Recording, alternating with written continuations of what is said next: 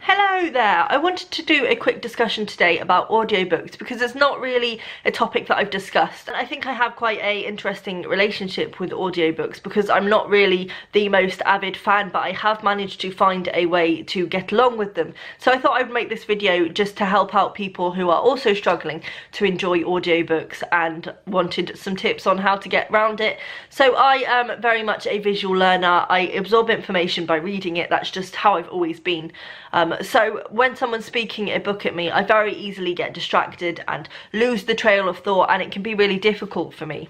But I discovered Audible about 2 years ago and realised that I really enjoyed the process of having a book to listen to when I went out and about, because I'm not the hugest music fan, so it very much suited my tastes more than listening to music when I was on a walk or whatever.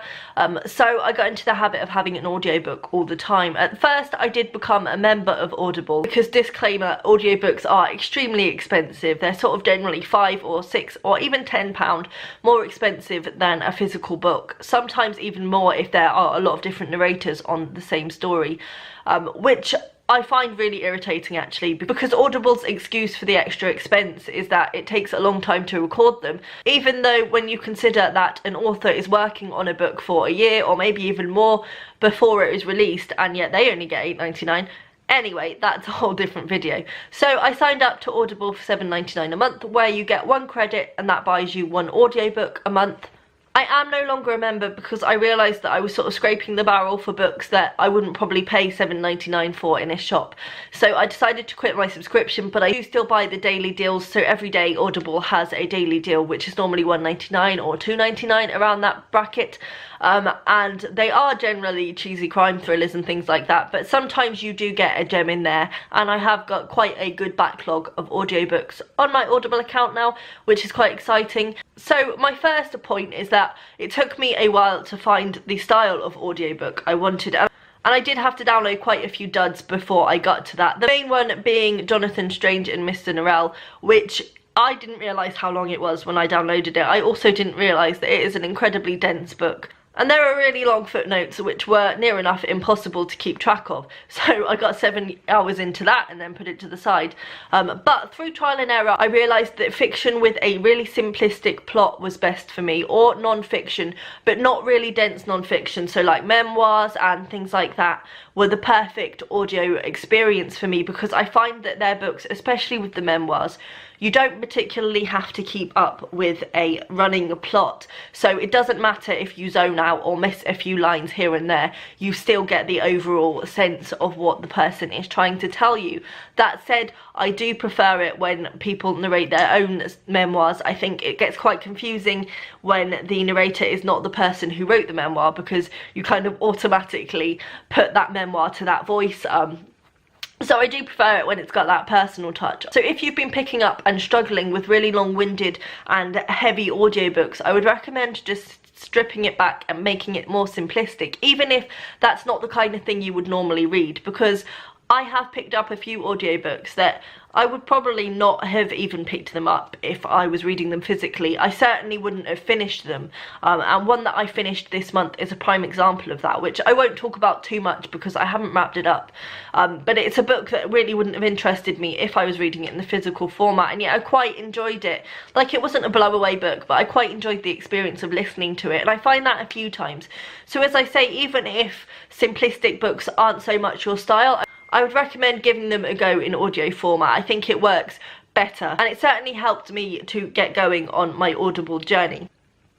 I also wanted to talk about when and how I listen to my audiobooks. So I listen to them when I go out and about for walks, which means that it can take me anywhere from a month to 3 months to finish an audiobook, which is interesting because I would never put that much dedication into a physical book. I put much more pressure on myself to finish physical books quickly, but I would recommend not putting pressure on yourself to finish an audiobook fast. It's quite nice and comforting to listen to them slowly, and it kind of becomes like a little hug, because you get that time with that narrator each day, and it's comforting, and you're with the story long enough that it kind of comes to mean something to you that it might not have if you read it quickly, which I think is another reason why I get along with audiobooks that I wouldn't necessarily like if I was reading. That said, I am trying to up my pace a little bit, which has been helped along by a very kind company called Studio Sweden. They're a company who do wireless Bluetooth headphones and earphones, and they asked me if I would like their products, and I said yes please very much, and they very kindly sent me these are their Regent range. They're wireless headphones, so you're not tied to anything, so I find that they have helped my audio reading no end, because I can now listen to audiobooks when I do the washing up without worrying about the phone and the water, and I also am now listening to them when I clean the shower or when I clean the house. Even when I do the hoovering, I can now listen to audiobooks. So fingers crossed my listening is going to up the ante, and I would definitely recommend checking out a pair of these if you are interested. Very kindly, Studio have given me a 15% off discount code, which is Reading Like Mad 15. I'll link that down below, and also their website. I would definitely recommend checking these guys out, and thank you very much, Studio, for these. I am adoring them. So, as I say, I think it helps to listen slowly, but I also am myself trying to up the ante just because my backlog is catching up with me. But try listening to them slowly and see how you experience that. And as I touched on briefly before, I've also found that the narrator of the audiobook I'm listening to makes a huge difference to my experience. So I haven't actually had an experience of a narrator that's really terrible, but I definitely think that it's important to have the right narrator. I think as well, because I spend so long listening to them, it's really important to me that I actually like their narration style. But I have had some gems of narrators in the time I've been listening.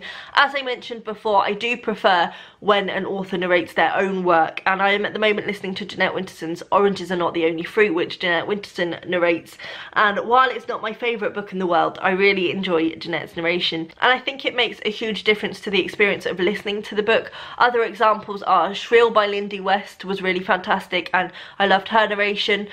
John Ronson is just anything narrated by John Ronson. He just has the most gentle and soothing voice. It's not what you'd expect, but it's just so wonderful. I might have to download another John Ronson just to enjoy his voice again. And I also have some narrators that narrated works that weren't by them. So I listened to the first 15 lives of Harry August, which is by Claire North, and it was narrated by Peter Kenny, and Peter Kenny's narration was just fantastic. I think the prose was funny in itself, but the narration by Peter Kenny was just hilarious and made the experience so much better. And another one was The Power by Naomi Aldman, but I can't remember who narrated it because there's quite a few different characters in the cast and she's not the first one on there. But I will find out and link her around somewhere, because I know I did manage to find her name when I did my wrap up, but her narration was also fantastic. I love narrators that they make me laugh when I'm walking along listening.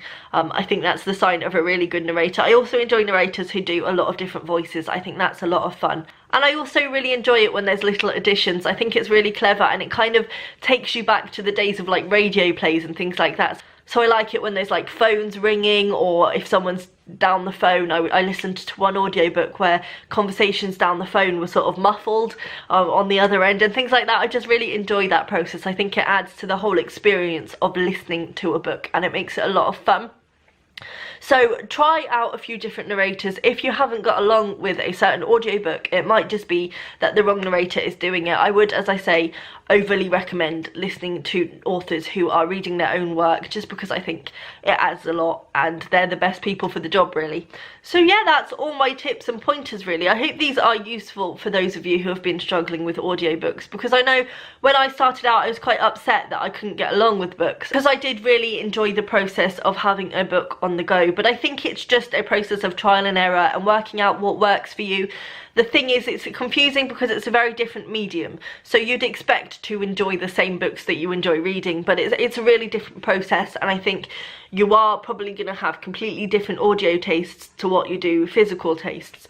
But just keep at it, and hopefully you will come to find what suits you the way I did. Please let me know down below any tips you have on getting into audiobooks, and I will see you next time. Bye!